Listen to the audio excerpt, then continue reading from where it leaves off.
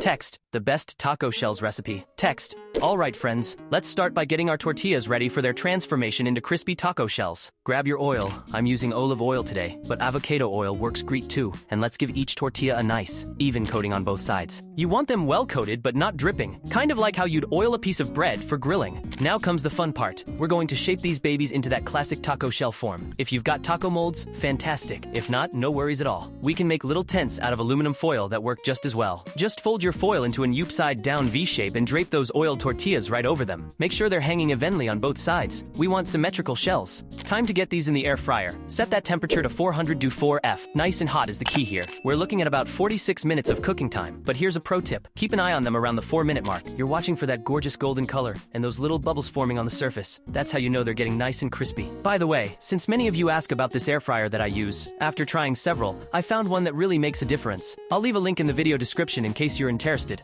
Once those shells are done, carefully remove them. They'll be hot. Let them cool for just a minute, and then comes the best part, filling them up. The shells should be perfectly crispy and ready to hold all your favorite taco fixings. They'll have that satisfying crunch we all love, but since they're air fried, they're not heavy or greasy at all. Time to enjoy. Subscribe to catch more delicious recipes.